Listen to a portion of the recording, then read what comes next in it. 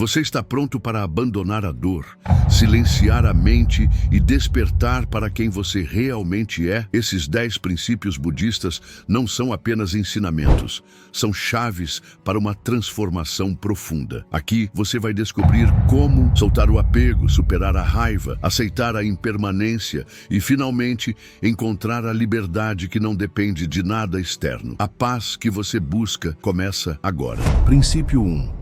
Você vai continuar sofrendo, até abandonar o apego. Tártica. Você já se perguntou por que, por mais que tente, sempre volta ao mesmo ponto de sofrimento? A resposta pode estar na raiz do que você está preso. O apego. Não é apenas sobre objetos ou pessoas, mas também sobre suas crenças, suas expectativas e sua identidade. O apego é o que gera a dor, o caminho do estranho. No budismo, existe um conceito chamado Tártica. Esse termo refere-se a alguém que segue um caminho espiritual fora do comum, um estranho, muitas vezes incompreendido pela sociedade. E adivinhe, esse caminho muitas vezes leva diretamente ao sofrimento. Isso acontece porque as pessoas, ao seguir suas crenças e apegos, muitas vezes criam uma visão limitada do mundo. Mas o que significa seguir o caminho do estranho? Significa não se conformar com a visão do mundo que a sociedade dita. Quando você decide abandonar o apego a essas crenças e padrões, está, na verdade, se libertando das prisões que a mente cria. Apego, a raiz do sofrimento.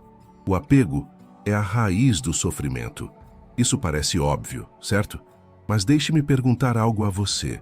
Até onde você está disposto a ir para abandonar os apegos que te prendem? Muitas vezes, o sofrimento aparece quando nos agarramos ao que é temporário.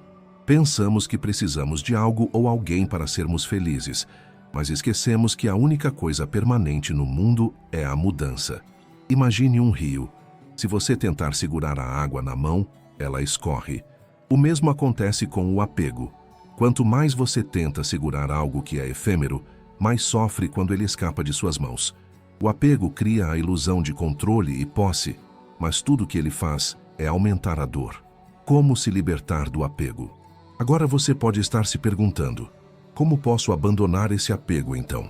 A primeira coisa a entender é que o desapego não significa não amar ou não se importar.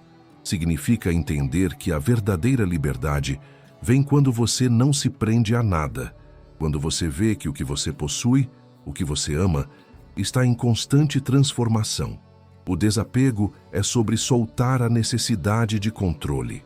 No caminho budista, o conceito de Tártica mostra que, muitas vezes, aqueles que se atrevem a seguir um caminho menos convencional são aqueles que se libertam das amarras do apego.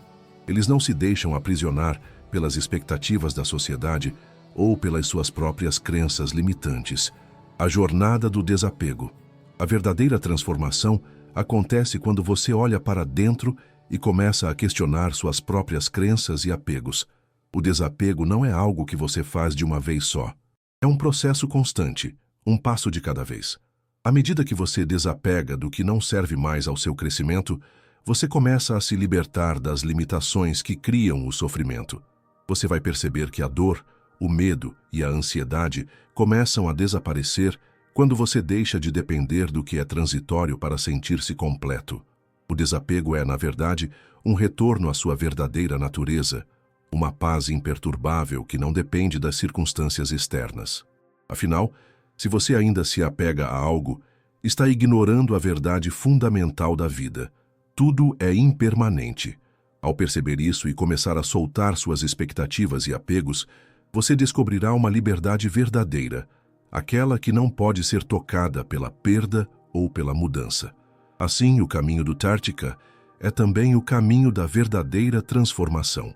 Ao abandonar o apego, você se torna mais leve, mais livre e pronto para viver de maneira plena e consciente. Princípio 2. A mente não domada. É o seu maior inimigo, Sankhara. Você já se pegou em um momento em que a sua mente parecia um turbilhão? Pensamentos se misturando, emoções descontroladas e reações automáticas que nem sempre fazem sentido? Esse é o padrão da mente não domada. Ela pode ser o seu maior aliado quando treinada, mas se deixada à própria sorte, é o seu maior inimigo. A mente sem disciplina não só cria confusão, mas também nos mantém aprisionados em padrões de sofrimento repetitivos. E tudo começa com a Sankara, as formações mentais que moldam a maneira como você vê o mundo e reage a ele. O que são as Sankara? Antes de explorarmos como a mente não domada pode ser o seu inimigo, vamos entender o que são as Sankara. No budismo, Sankara refere-se às impressões mentais, os condicionamentos que se formam a partir das nossas experiências passadas, ações, emoções e até os traumas que vivemos. Essas impressões ficam armazenadas na nossa mente e, com o tempo, moldam as nossas reações automáticas e padrões de comportamento. Imagine um filtro de óculos. Cada experiência que você tem na vida adiciona uma camada a esse filtro. Com o tempo, esse filtro distorce a forma como você vê o mundo, e você começa a reagir não ao que é, mas à forma distorcida que você vê. Esses filtros são as Sankara. Eles fazem com que você reaja sem pensar, sem questionar, porque você já está condicionado a agir de determinada forma, sem consciência. A mente não domada, o maior inimigo. Agora, imagine que você tem uma mente que não foi treinada. O que acontece? Ela é guiada por essa Sankara, reage automaticamente a todas as situações e nunca questiona se essa reação é realmente útil ou benéfica. Sua mente começa a criar um ciclo vicioso de respostas automáticas, reações que surgem sem a sua permissão ou controle consciente. E, ao contrário do que muitas pessoas pensam, essas reações não são neutras. Elas geralmente criam mais sofrimento. Por exemplo, digamos que alguém te critique. Se sua mente não for domada, você pode reagir imediatamente com raiva ou defensividade, como uma resposta automática. Essa reação não é um reflexo de quem você realmente é, mas sim do condicionamento que você carrega.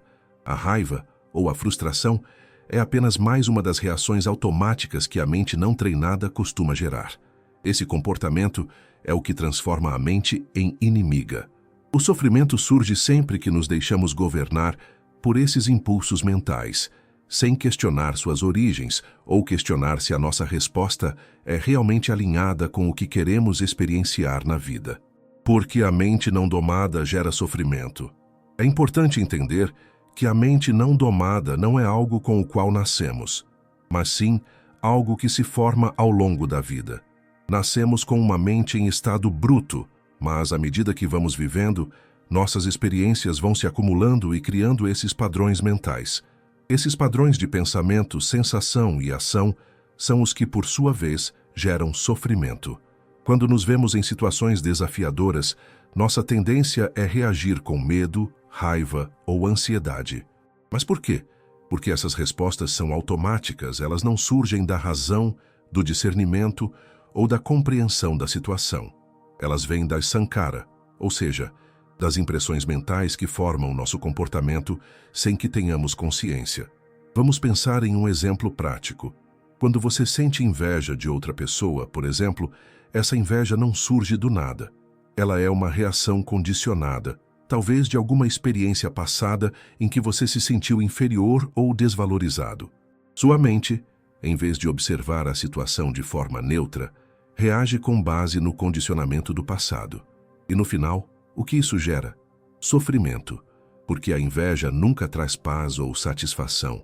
Ela só cria mais desejo e frustração. O que faz a mente ser seu maior inimigo? A mente se torna um inimigo porque ela age sem o seu consentimento consciente.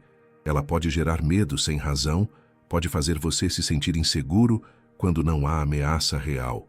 Além disso, a mente cria histórias sobre o futuro, sobre o que pode acontecer, e essa antecipação de eventos muitas vezes nos faz viver em constante ansiedade.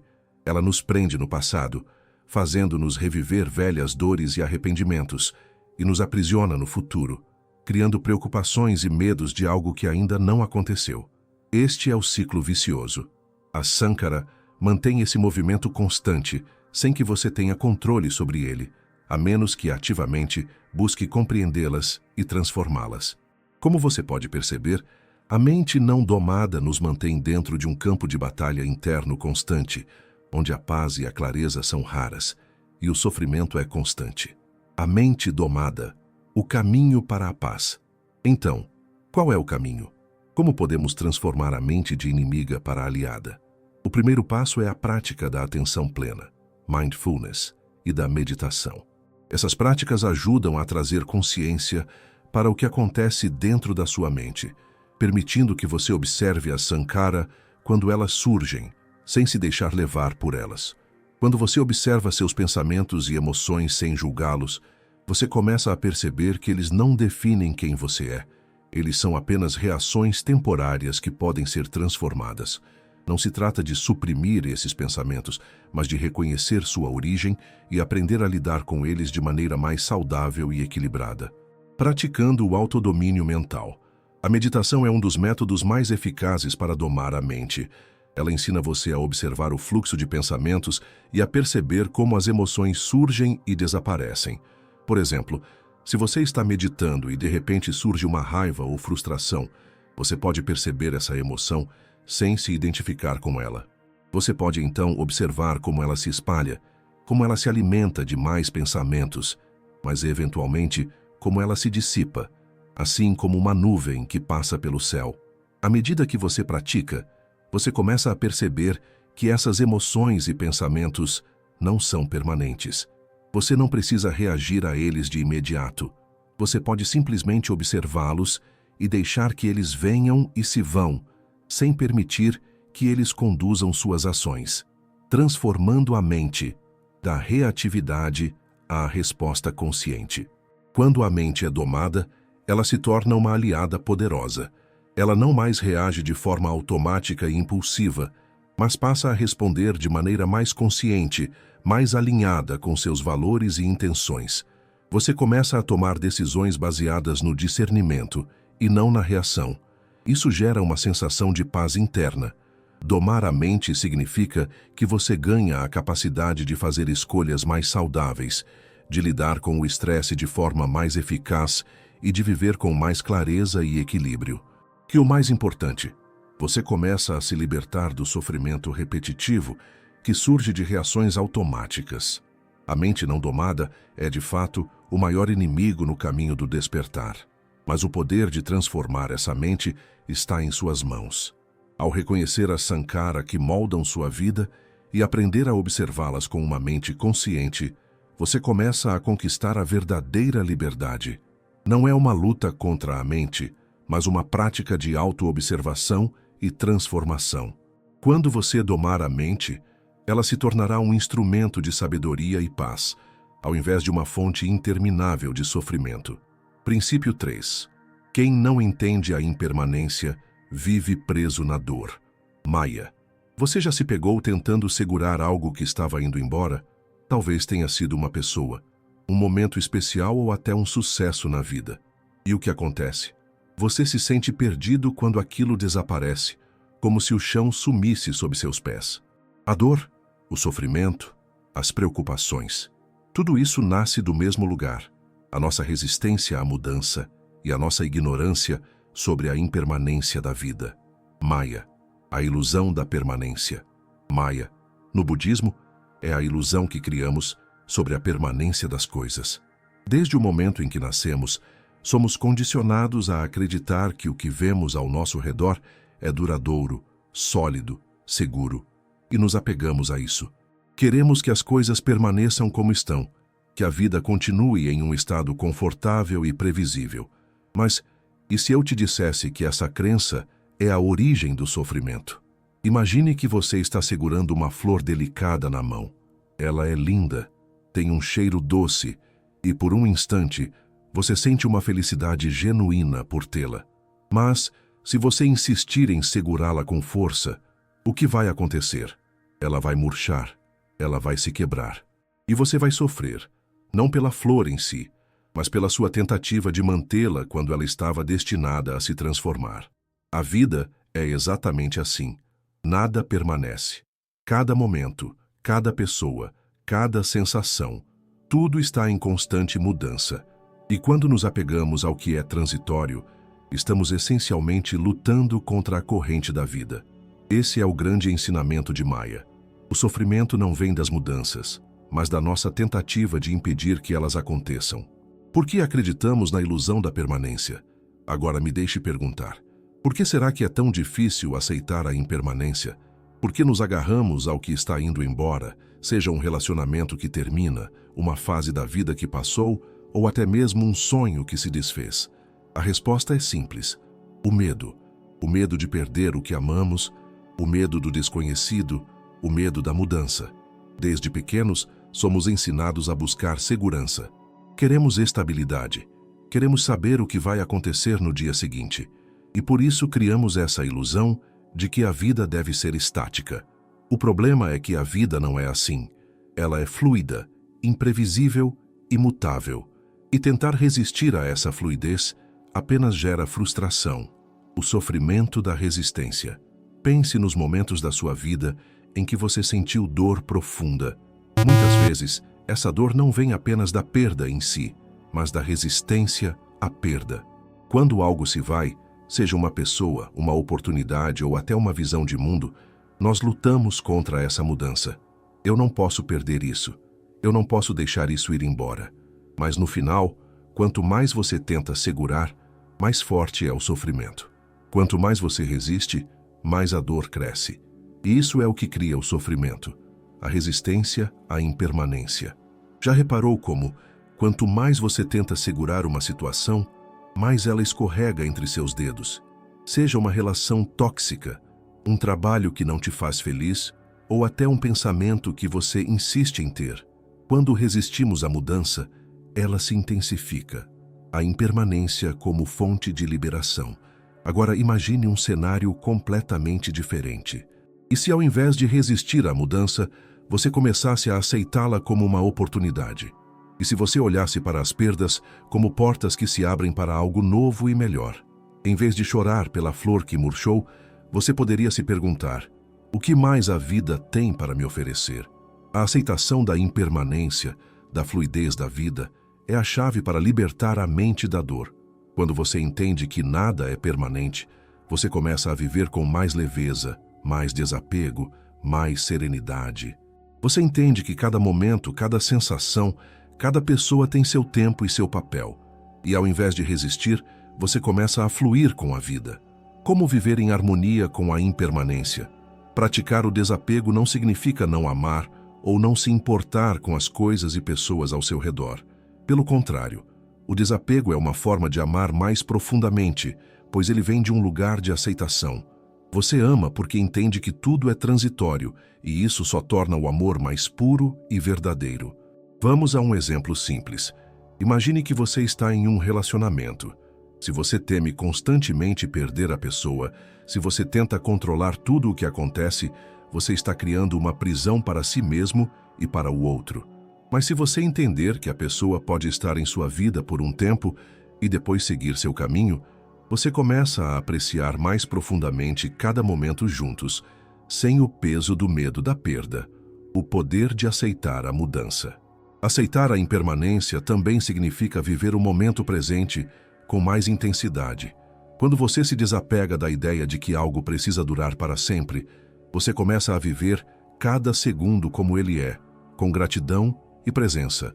O presente é o único momento que você realmente tem, e ao aceitá-lo sem resistência, você encontra a verdadeira paz. O que você precisa fazer para abraçar a impermanência? A primeira coisa é parar de lutar contra a mudança. Deixe a vida acontecer.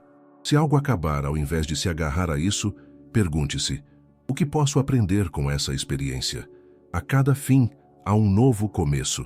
A vida não é sobre segurar algo para sempre, mas sobre estar em harmonia com o fluxo natural das coisas. A liberdade está em soltar. A dor que você sente em relação à perda não é causada pela perda em si, mas pela resistência àquilo que é inevitável. Soltar não significa desistir, mas sim abraçar a fluidez da vida. Quando você aceita a impermanência, você se liberta da necessidade de controlar o incontrolável. Você encontra paz no movimento, no fluxo e na mudança constante da vida. E é nesse processo que você descobre a verdadeira liberdade. Então, da próxima vez que algo ou alguém em sua vida se for, ao invés de se apegar, faça a pergunta: O que essa mudança pode me ensinar? E lembre-se, a única coisa permanente no universo é a mudança. Aceitar isso é o primeiro passo para a verdadeira liberdade. Princípio 4. Você só vai despertar quando deixar o eu morrer. Giana, quem é você realmente? Essa é uma das perguntas mais profundas que você pode se fazer. Quando perguntamos sobre o eu, a resposta geralmente vem com uma definição superficial. Eu sou isso, sou aquele, tenho este trabalho, esta família. Mas o que acontece quando você começa a questionar essas respostas? Quando você se vê não apenas como um conjunto de características e identidades, mas como algo além disso.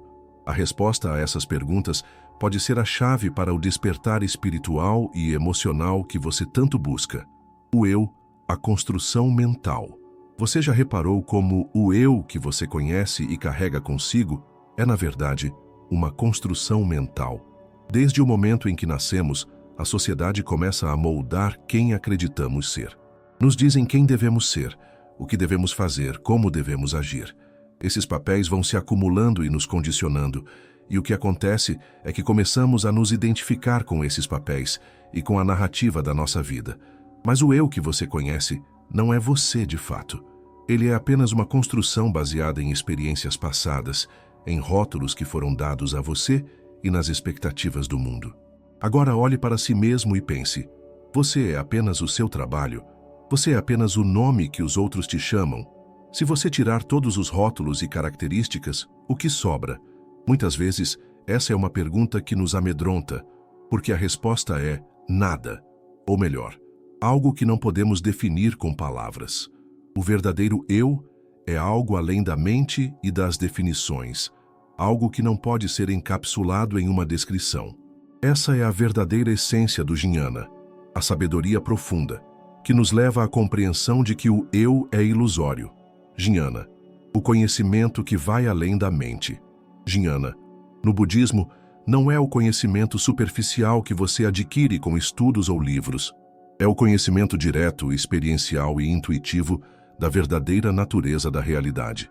Esse tipo de sabedoria só pode ser alcançado quando você transcende as limitações da mente comum e começa a perceber o mundo além das construções e interpretações da mente.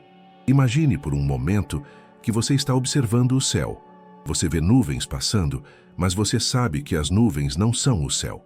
Elas estão lá, mas o céu é muito maior, mais vasto e constante.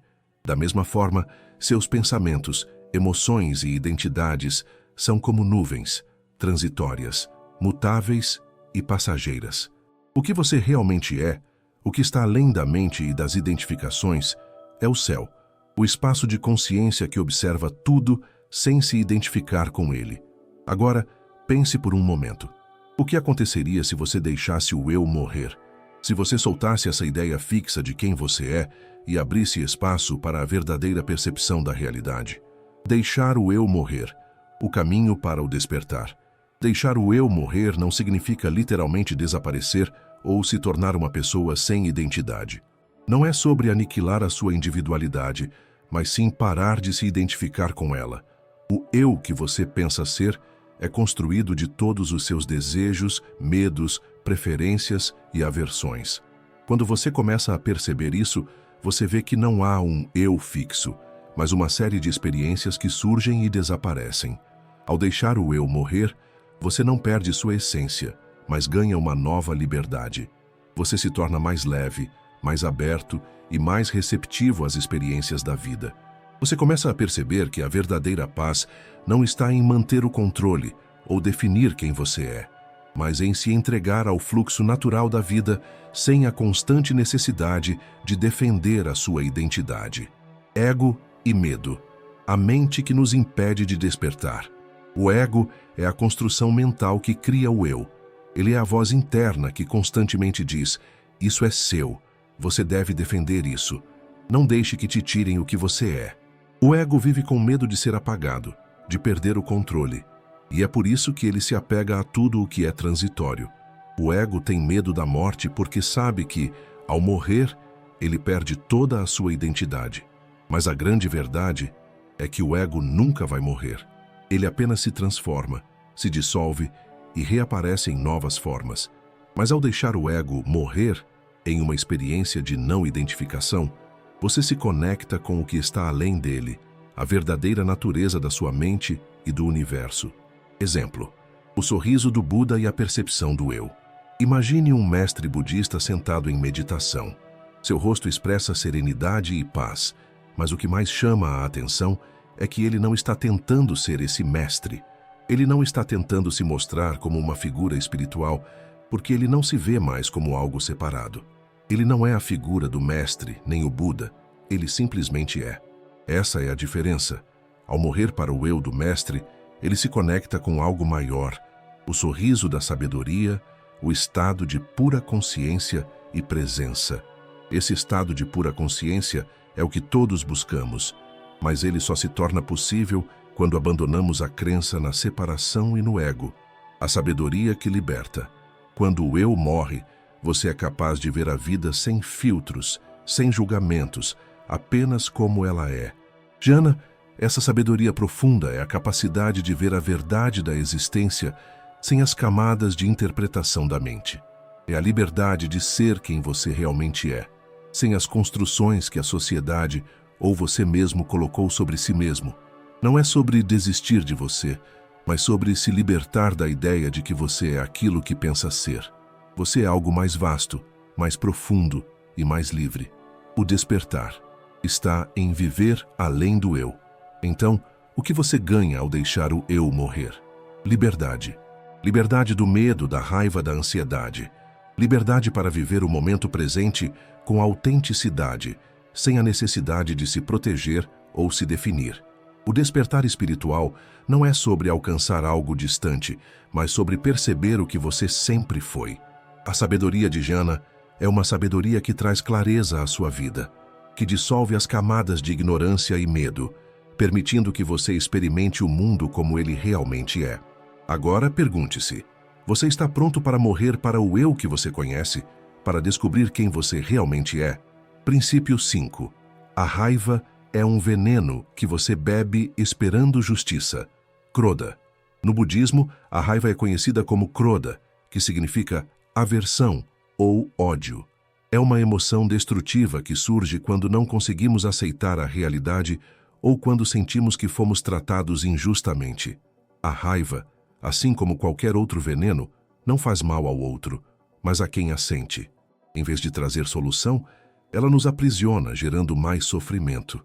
Mas qual é o impacto da raiva em nossa mente e como o budismo ensina a lidar com ela? Por que a raiva, esse veneno, nos consome tanto? E o que podemos fazer para interromper esse ciclo vicioso? Krodha. O veneno que destrói a paz interior. A raiva surge de um desejo insatisfeito, de uma percepção de injustiça ou de um obstáculo que se coloca entre nós e o que acreditamos que deveríamos ter ou alcançar. O que o budismo nos ensina é que a raiva não é uma resposta natural à situação que ocorre, mas uma reação nossa, construída pela nossa percepção errônea de como as coisas deveriam ser. Imagine que você está dirigindo e alguém corta sua frente no trânsito.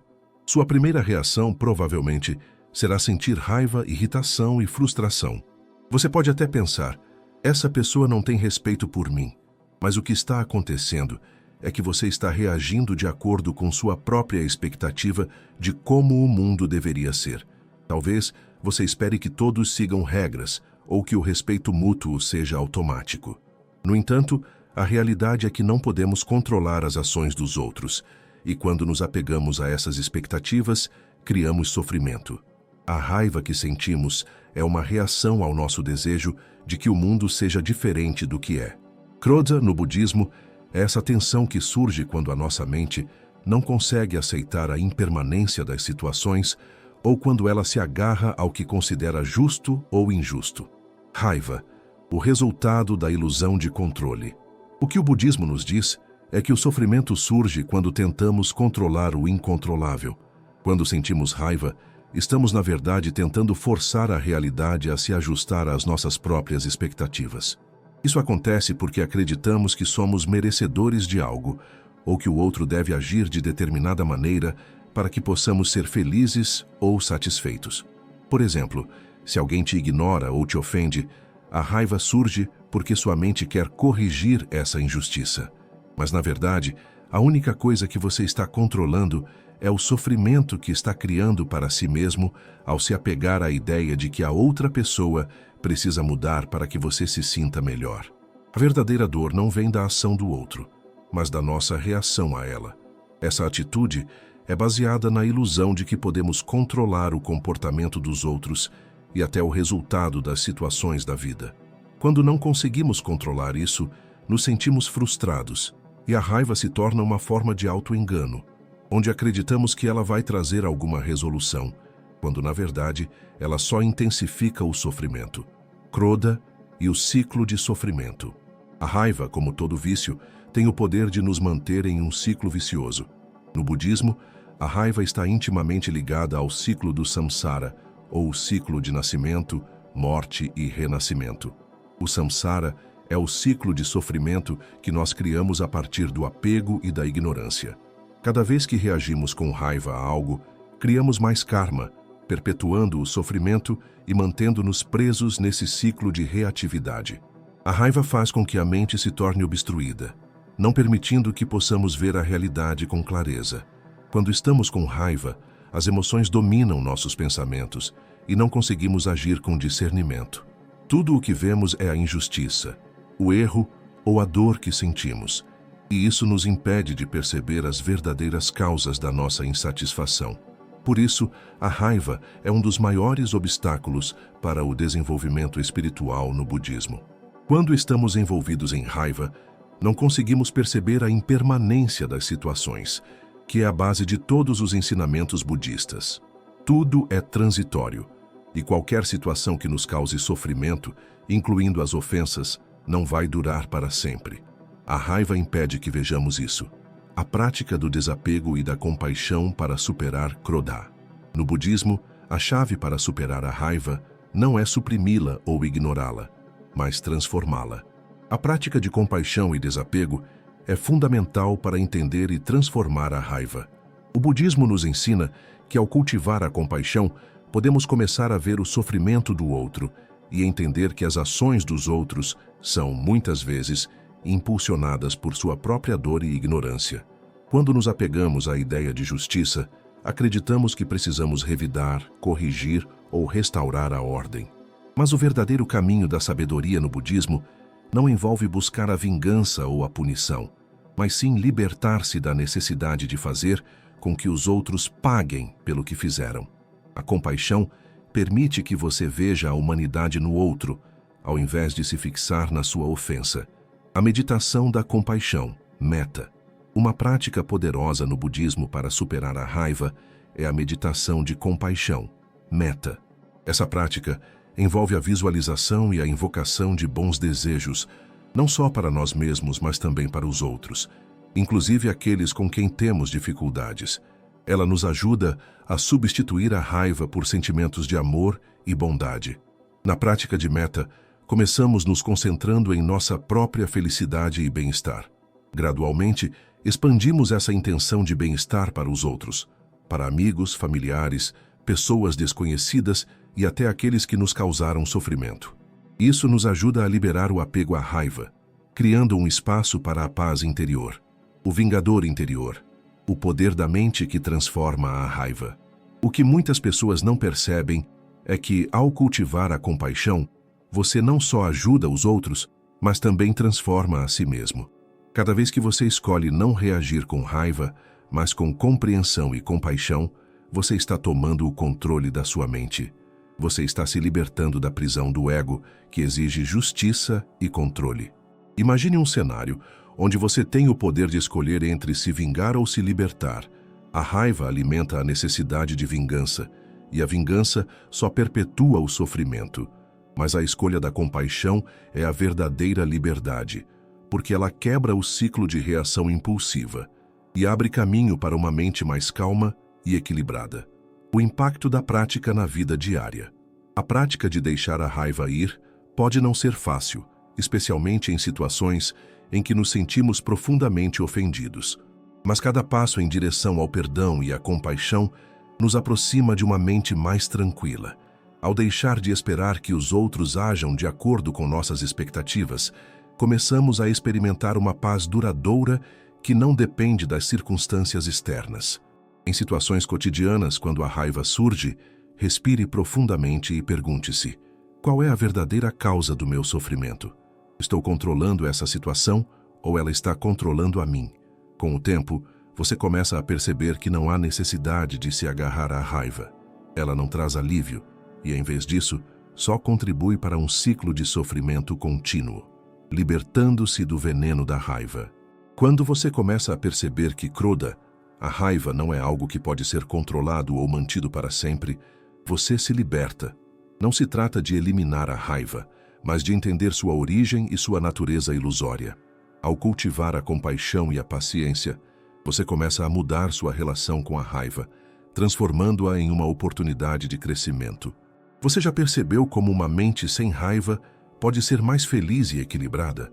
Ao se libertar do veneno da raiva, você não só alcança a paz interior, mas também se torna um agente de paz no mundo.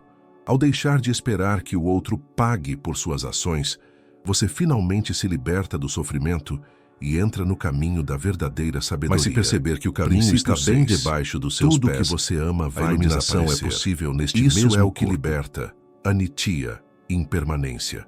Você já teve medo de perder algo ou alguém que ama profundamente?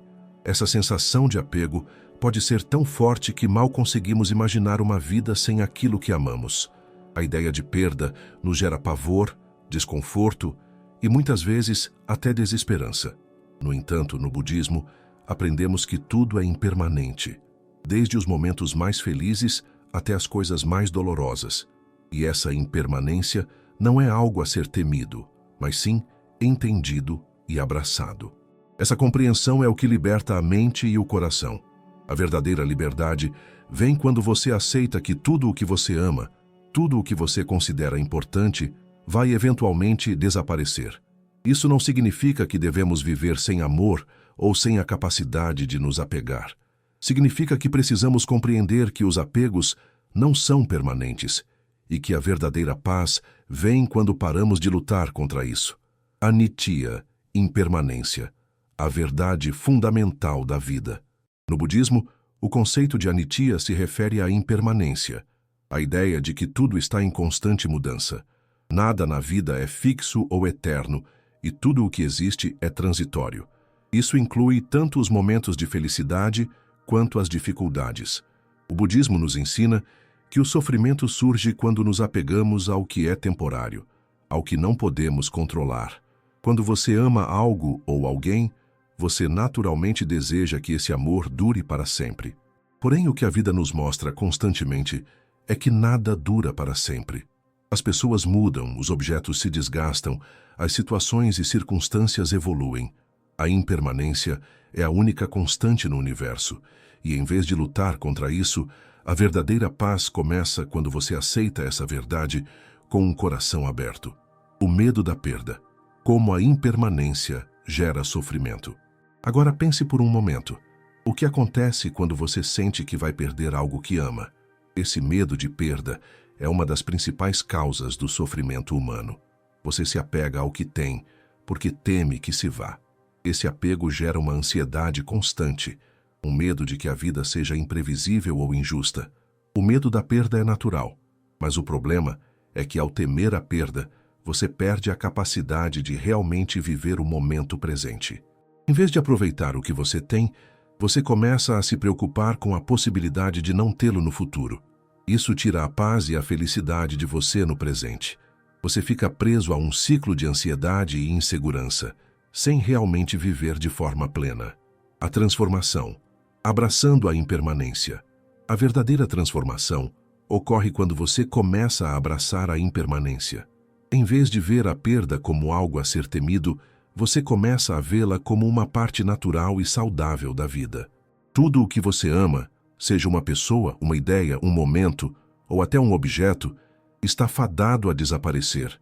Isso é libertador, porque quando você aceita isso, não fica mais preso ao medo ou à ansiedade. Em vez de se apegar à ideia de que tudo deve permanecer como está, você passa a aproveitar plenamente o momento presente. Você começa a perceber que, ao invés de tentar segurar o que não pode ser segurado, você pode viver com mais gratidão, mais leveza e mais paz. Imagine, por exemplo, que você tenha um amigo muito querido. Você ama essa pessoa profundamente e, naturalmente, teme a ideia de perdê-la. Mas quando você começa a entender que essa amizade, como todas as coisas, é impermanente, você passa a viver essa amizade com mais presença e autenticidade.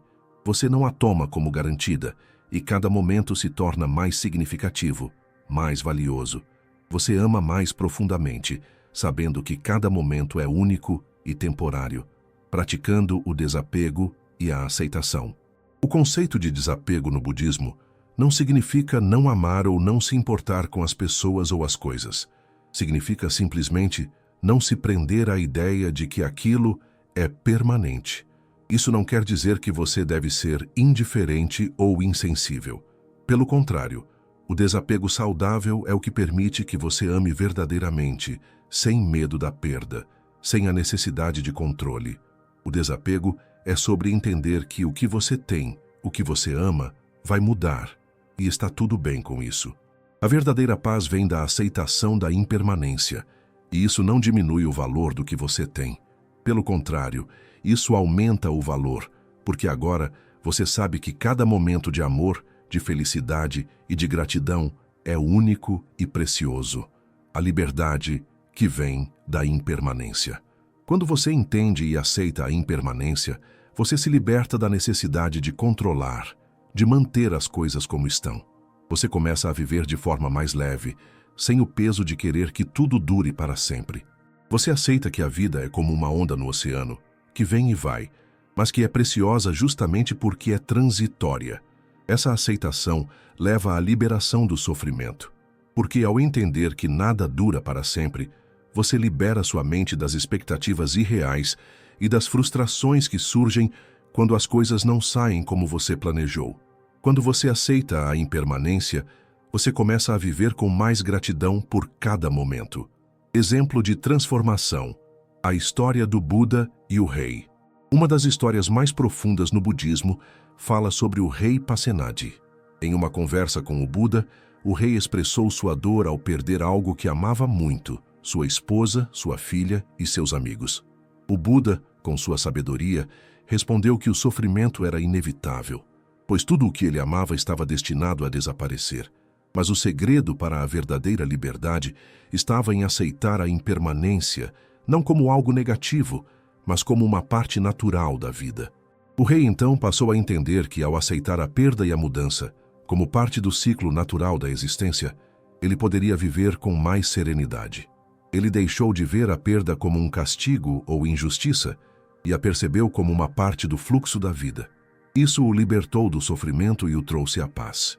A transformação pessoal. Liberte-se do medo da perda.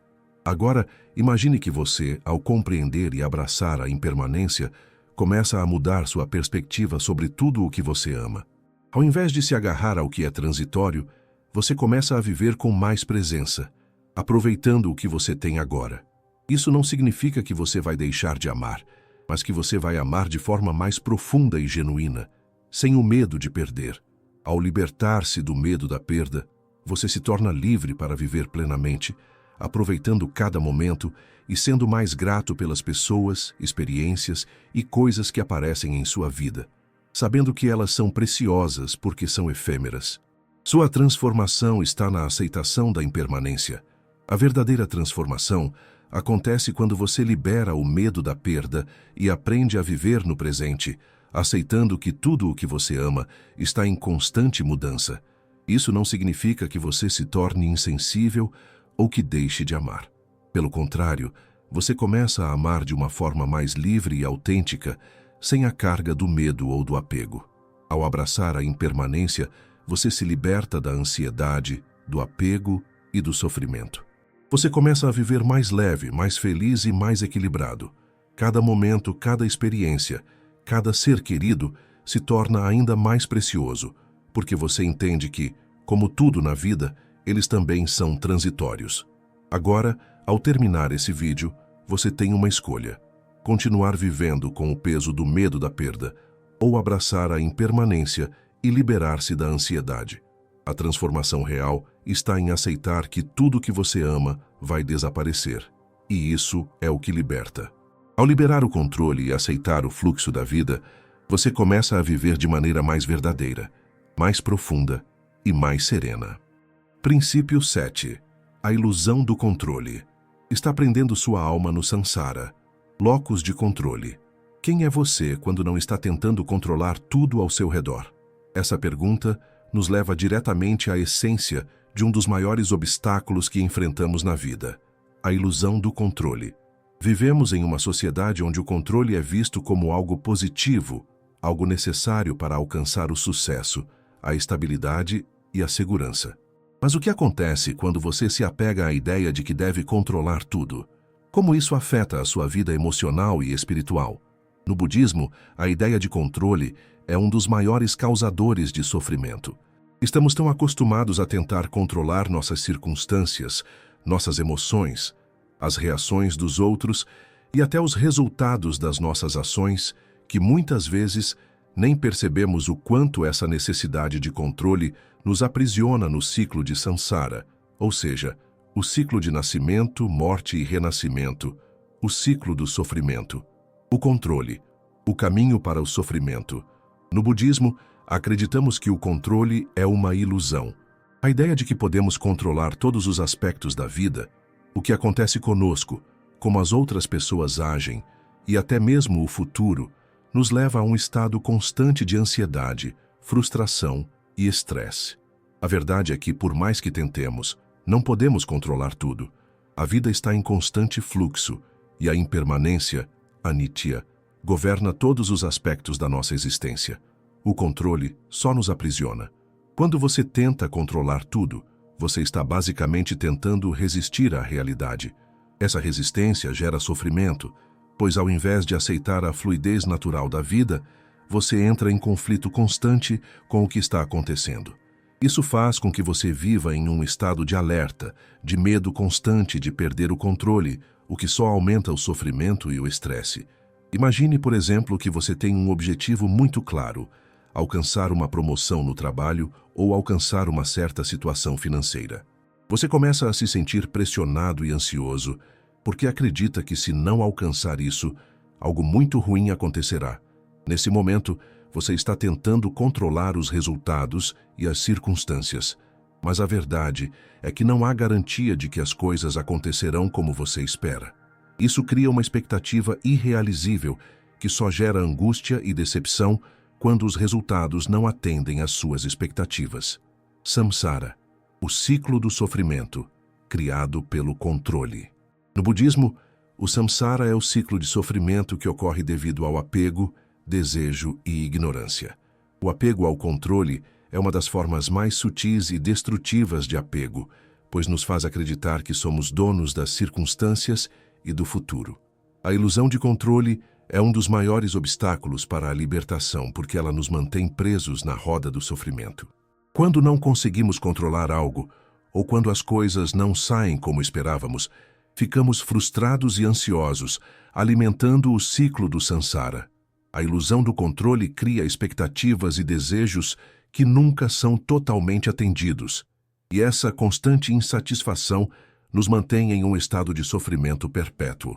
Ao tentarmos controlar tudo, ficamos aprisionados na mente egóica, aquela que quer definir e dominar tudo, e essa mente não nos permite experimentar a verdadeira liberdade que vem com a aceitação e a rendição ao fluxo natural da vida. O locus de controle, de dentro para fora. No budismo falamos muito sobre o conceito de locus de controle, que se refere a onde você acredita que o controle de sua vida está, dentro de você ou fora de você. Quando seu locus de controle está fora de você, você sente que depende das circunstâncias externas, das ações de outras pessoas ou de algo fora de seu controle para ser feliz e em paz. Isso cria uma grande sensação de impotência, porque você percebe que não pode controlar tudo o que acontece ao seu redor. Você se torna refém do ambiente, da opinião dos outros e dos resultados externos. Por outro lado, quando você entende que o verdadeiro controle está dentro de você, Isso te liberta do sofrimento causado pela ilusão de que tudo deve ser controlado. O verdadeiro controle não é sobre forçar o mundo a ser de uma maneira específica, mas sobre controlar suas próprias reações e atitudes diante dos desafios da vida. Isso significa aceitar o que você não pode mudar e agir com sabedoria nas coisas que você pode influenciar. Quando você para de tentar controlar o incontrolável, você começa a viver com mais liberdade emocional, porque você deixa de se identificar com os resultados e começa a focar no processo. Em vez de viver na expectativa de que tudo seja como você quer, você começa a viver em harmonia com o que está acontecendo, confiando que a vida se desenrolará como deve ser. Libertação, aceitar a realidade e agir com sabedoria. A verdadeira libertação vem da aceitação do que você não pode controlar e da sabedoria para agir com discernimento nas coisas que pode mudar. Quando você começa a perceber que não tem controle sobre os resultados e que a única coisa sobre a qual você realmente tem poder é a sua atitude e respostas, você começa a se libertar do sofrimento que vem com a ilusão do controle. Por exemplo, em uma situação difícil no trabalho ou em um relacionamento complicado, ao invés de tentar controlar a situação ou a pessoa, você pode mudar sua resposta a isso. Talvez isso envolva definir limites saudáveis, agir com compaixão, ou até deixar a situação ir sem tentar forçar um resultado. Essa liberdade de não ser escravo da necessidade de controlar traz uma paz interna que não depende das circunstâncias externas. Exemplo prático: o mestre Zen e o touro. Uma história frequentemente contada no budismo ilustra o poder da aceitação do que não podemos controlar. Um mestre Zen e seu discípulo estavam caminhando em direção a uma vila quando se depararam com um touro furioso. O discípulo, apavorado, tentou desesperadamente controlar a situação, gritando com o touro e tentando afastá-lo. O mestre Zen, no entanto, observou calmamente e disse: "Você não pode controlar o touro, mas pode controlar sua resposta a ele." Esse exemplo simples nos ensina que não podemos controlar todas as circunstâncias da vida, mas sempre temos o poder de escolher como reagimos. O controle verdadeiro vem de aceitar as situações como elas são e agir com sabedoria e compaixão. Liberte-se da ilusão do controle. Agora, ao terminar este vídeo, você se encontra em uma posição de transformação. Você pode escolher continuar tentando controlar tudo ao seu redor, ou pode começar a liberar essa ilusão e viver com mais aceitação e sabedoria. A verdadeira liberdade vem quando você começa a entender que o controle externo não existe e que a única coisa que você realmente pode controlar é sua própria mente, suas atitudes e suas respostas. Quando você se liberta da ilusão de controle, você começa a experimentar a paz e a serenidade que vem com a aceitação. Você começa a viver mais plenamente, sem o medo constante de que as coisas saiam do seu controle. Esse é o caminho para se libertar do samsara e alcançar a verdadeira liberdade espiritual. Não se trata de controlar o mundo ao seu redor, mas de agir com clareza e sabedoria, independentemente do que aconteça. Princípio 8. Você não é isso que pensa ser. E isso é sua salvação. Anatta, não eu. Quem é você realmente? Quando você olha para o espelho, o que vê? A resposta mais comum seria: eu sou isso ou aquilo. Eu sou meu trabalho, minha família, minhas emoções, meu corpo. Mas a pergunta profunda do budismo é: e se você não fosse nada disso? Se você não fosse apenas sua história, sua profissão ou seu corpo, o que restaria? O budismo nos ensina que o eu que você pensa ser não é real. O conceito de anatta, ou não eu, desafia nossa ideia mais íntima de identidade. Essa ideia de um eu fixo e imutável é, na verdade, a fonte do sofrimento, porque nos faz acreditar que somos algo fixo, algo que deve ser protegido e defendido. Mas Anatta nos diz que a verdadeira natureza da nossa existência é vazia de um eu fixo e sólido. Somos fluxo, mudança e impermanência. O ilusório eu, a construção de identidade. Desde pequenos somos condicionados a formar uma identidade. Eu sou fulano, eu sou isso ou aquilo. Mas na realidade, O que você pensa ser é apenas uma coleção de pensamentos, memórias, desejos e experiências que você acreditou ser você. Essa identidade é uma construção mental, um reflexo de tudo o que você aprendeu sobre si mesmo e o mundo ao longo da vida. Esse eu que você carrega e que parece tão real é, na verdade, uma máscara. Imagine um ator em um palco. O ator veste um traje e interpreta um personagem, mas quando a peça termina, o ator não é o personagem. Da mesma forma, você não é o personagem que criou para si mesmo. Essa identidade que você carrega não é você. Ela é uma construção temporária. Essa percepção de um eu fixo cria sofrimento porque estamos constantemente tentando preservar, proteger e fortalecer essa identidade. Temos medo de perder quem pensamos ser, e esse medo se traduz em ansiedade, apego e desejo. Quanto mais tentamos manter essa identidade, mais sofremos quando ela é desafiada ou se transforma. O ladrão de paz, o ego e seus desejos. O ego ou o eu falso nos faz acreditar que somos seres separados e distintos, e isso cria um desejo constante de afirmação. Queremos ser vistos, reconhecidos e respeitados, e fazemos tudo para preservar essa imagem de quem achamos que somos. O ego está sempre buscando validação do mundo exterior, o que cria um ciclo de insatisfação. Por exemplo, você pode se identificar com seu trabalho, com suas posses, ou até com suas opiniões. Quando alguém questiona essas coisas, ou quando você perde o que se identifica como sendo você, sente-se perdido, frustrado e vazio. Essa identificação com o ego cria um sofrimento contínuo, porque o que é seu nunca pode ser fixo e permanente. Ao contrário, o ensinamento de Anatta nos diz que a verdadeira liberdade vem quando nos libertamos dessa falsa identidade. Quando você para de lutar para manter uma imagem fixa de quem você é, você começa a experimentar uma sensação de paz verdadeira, uma paz que não depende das circunstâncias externas, mas da compreensão profunda de que você não é o que pensa ser. A liberação do ego, o caminho para a salvação. No budismo, a salvação não vem de se apegar a uma identidade fixa ou de alcançar algo fora de si mesmo. A verdadeira salvação vem quando você entende que você não é o que pensa ser. Isso pode parecer paradoxal, mas essa é a chave para a verdadeira liberdade. Como você pode libertar-se do ego e do eu fixo? Observe seus pensamentos e emoções. Quando você começa a observar seus pensamentos e emoções sem se identificar com eles, você começa a perceber que eles são apenas eventos temporários. Eles surgem e desaparecem, mas você não é eles. Você não é o pensamento de raiva, tristeza ou medo. Esses pensamentos surgem, mas você é a consciência que os observa. Liberte-se da necessidade de aprovação.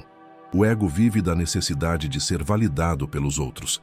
No entanto, essa validação externa nunca é suficiente, porque ela depende do reconhecimento dos outros. Quando você começa a libertar-se da necessidade de aprovação, você começa a experimentar uma sensação de autossuficiência emocional e paz interior. Pratique a meditação para ver o eu. Uma das práticas mais poderosas no budismo é a meditação. Meditar permite que você se distancie da identificação com o eu e veja as mentes e as emoções como o que são, eventos passageiros. Isso ajuda a liberar a sensação de identidade fixa, permitindo que você perceba sua verdadeira natureza, que não é uma pessoa ou um ego, mas uma consciência em fluxo. Aceite a impermanência da identidade. Entender que você está em constante transformação ajuda a libertar-se da ideia de que o eu é algo fixo e estático.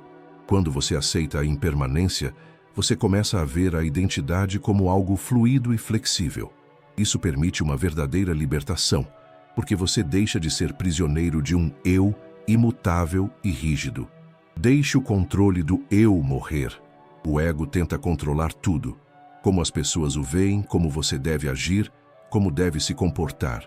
Deixar o controle do eu morrer é aceitar sua verdadeira natureza, que não está presa em um personagem, mas em algo mais vasto, mais profundo e mais genuíno.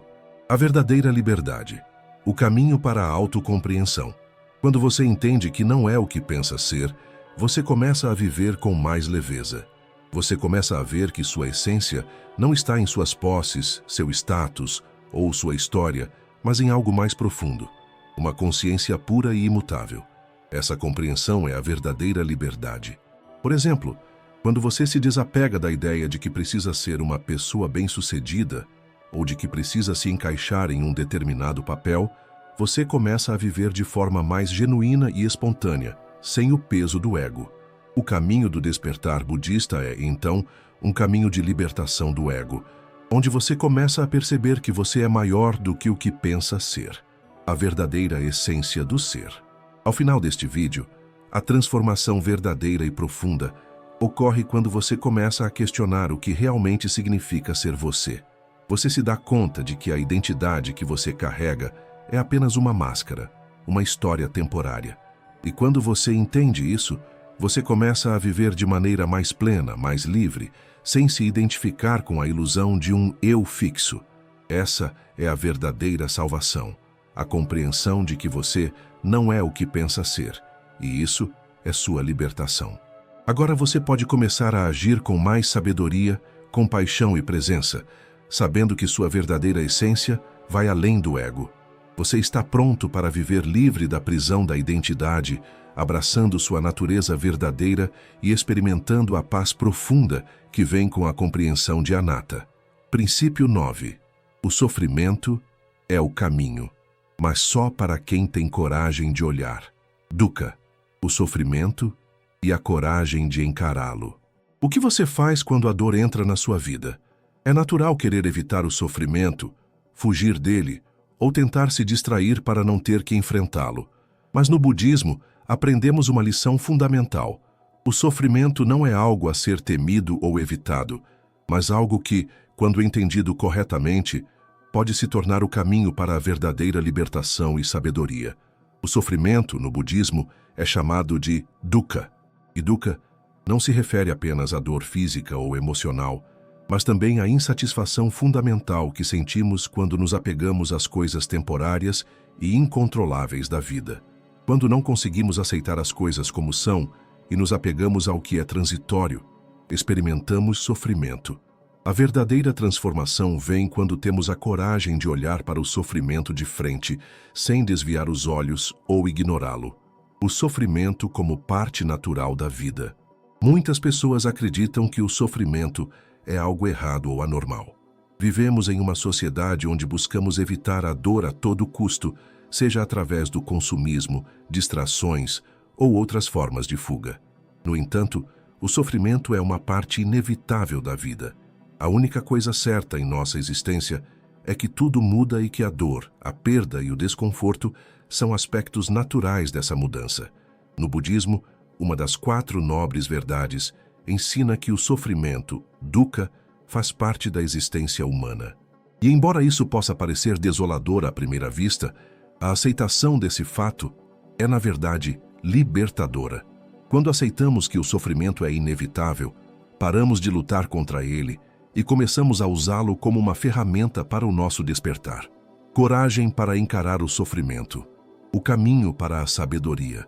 A verdadeira transformação espiritual começa quando decidimos olhar para o sofrimento com coragem, ao invés de fugir dele. Encarar o sofrimento não significa resignação ou passividade, mas sim a disposição de ver as coisas como elas são, sem distorções. Isso requer coragem, porque olhar para a dor de frente pode ser assustador. Mas é exatamente nesse enfrentamento do sofrimento que encontramos a oportunidade para o crescimento interior. Ao invés de reagir com aversão ou medo quando o sofrimento aparece, você começa a praticar a aceitação e a compreensão. Quando você aceita o sofrimento como parte da experiência humana, você deixa de ser refém dele. Ele perde o seu poder de controlar suas emoções e sua vida. Você não é mais dominado pelo medo de sofrer, mas passa a vivê-lo de forma consciente e sábia. A mente que aceita o sofrimento, transformando a dor em sabedoria. Por que então enfrentar o sofrimento é tão importante no caminho espiritual? Porque no budismo, o sofrimento é visto como uma das maiores fontes de sabedoria. Quando você realmente olha para o sofrimento de forma clara, sem se identificar com ele ou fugir dele, você começa a ver as verdades profundas da existência. O sofrimento nos ensina sobre a impermanência, o desapego e a natureza transitória da vida. Cada vez que sentimos dor ou sofrimento, temos a oportunidade de perceber o quão frágil e efêmero é o que nos prende. Quando estamos dispostos a enfrentar a dor, sem distorcer ou ignorar, isso abre o caminho para uma sabedoria profunda que só pode surgir da verdadeira experiência da vida como ela é, sem adornos ou ilusões. A coragem de aceitar a impermanência. Aceitar que o sofrimento faz parte da vida é aceitar a impermanência, anitia. Nada dura para sempre, e isso inclui a dor. Quando passamos por momentos de dor, é fácil achar que a dor nunca vai acabar. Mas a impermanência nos ensina que tudo é transitório. Assim como a alegria vem e vai, a dor também. E quando começamos a perceber isso, a dor não parece mais tão avassaladora. Ela passa. Ela sempre passa. Nada é fixo. Quando você aceita a impermanência, começa a perceber que o sofrimento, embora doloroso, também tem seu tempo e seu espaço. Ele vem e vai, como qualquer outra experiência humana. Não se trata de evitar a dor, mas de saber que ela passará e que você pode crescer com ela. Coragem e transformação, deixando a dor te ensinar. No caminho do budismo, aprendemos que a dor é uma grande professora. Ela nos ensina sobre os limites da nossa mente, as raízes do sofrimento e o caminho para a libertação. Quando temos a coragem de olhar para a dor sem medo, podemos usá-la como uma oportunidade de transformação. Vamos usar um exemplo. Imagine que você perdeu algo muito importante para você, seja uma pessoa, um sonho ou um objeto querido. A dor é real e não podemos negar isso. Mas ao invés de simplesmente sofrer passivamente, você começa a refletir sobre o que esse sofrimento está te ensinando. O que ele te mostra sobre o apego, sobre as expectativas que você criou, como você pode usar essa experiência para liberar o apego e abrir-se para a sabedoria que surge da aceitação. Quando você começa a enfrentar o sofrimento com coragem, você se liberta do ciclo de reatividade. Você não mais se vê como uma vítima da dor, mas como alguém que aprende e cresce com ela. Essa é a verdadeira transformação espiritual. Aceitar que o sofrimento é o caminho para a sabedoria, não um obstáculo a ser evitado. A coragem de olhar para dentro de si mesmo. A coragem de olhar para o sofrimento também exige a coragem de olhar para dentro de si mesmo. Ao invés de projetar sua dor no mundo exterior, você começa a olhar para dentro e entender o que em sua própria mente cria esse sofrimento.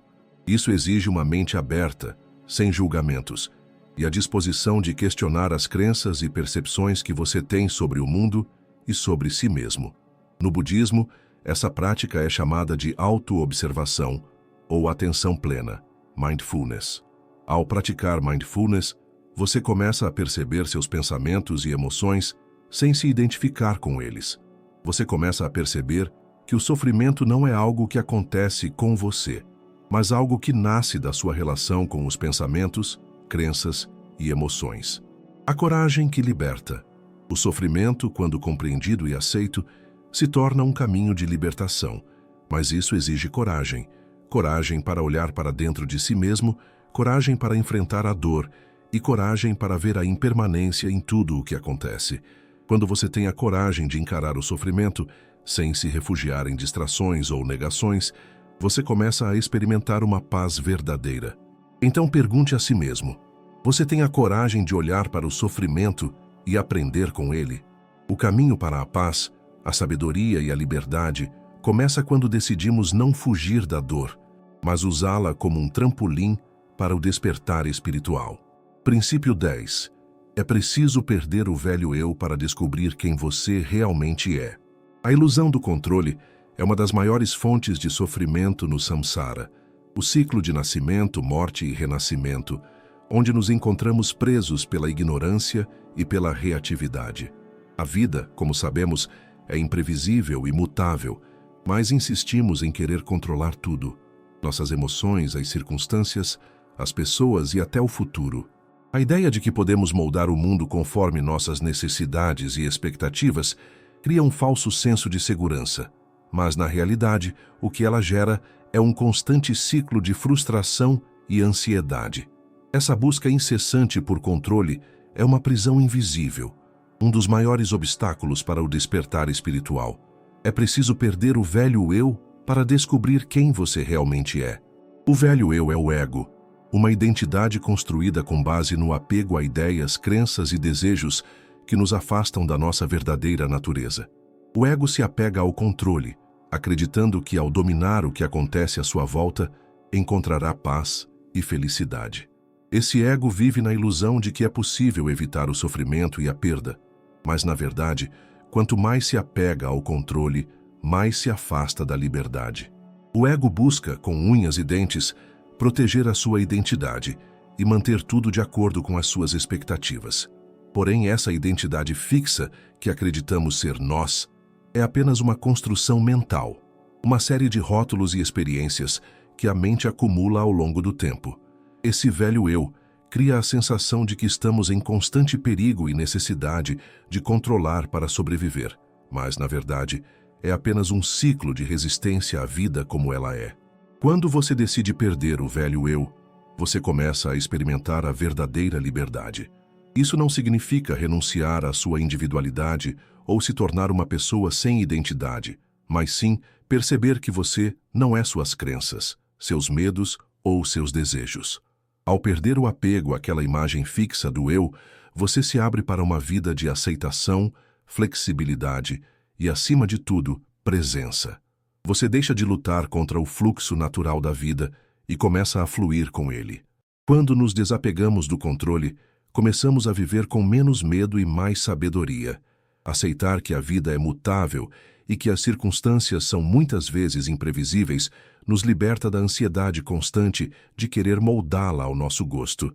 Ao perceber que não podemos controlar tudo, começamos a viver com mais paz e clareza, porque nossa felicidade já não depende das condições externas, mas sim da nossa capacidade de aceitar e reagir de forma sábia às circunstâncias que surgem.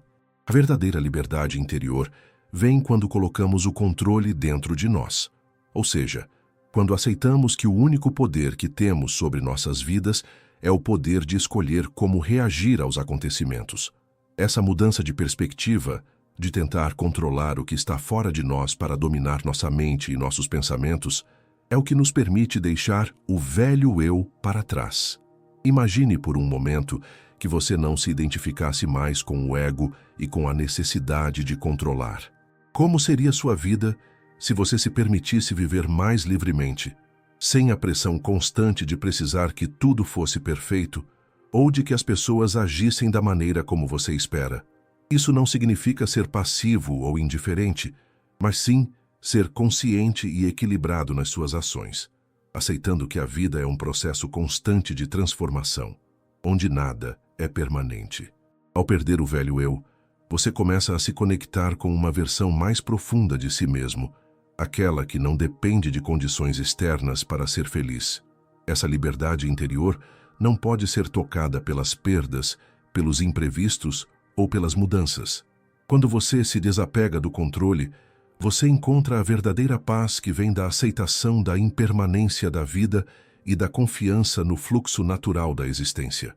E quando você consegue deixar o velho eu morrer, ao soltar as expectativas de controlar tudo, você abre espaço para novas possibilidades.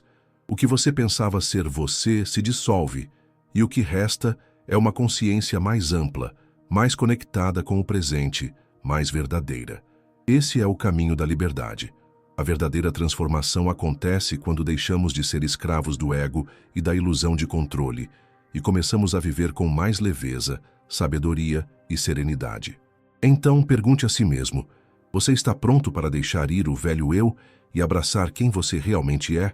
Só quando deixamos o controle ir embora e aceitamos que não somos nossas crenças ou identidades temporárias, é que descobrimos a verdadeira liberdade, uma liberdade que não é afetada pelas circunstâncias externas, mas pela capacidade de viver de forma autêntica e consciente.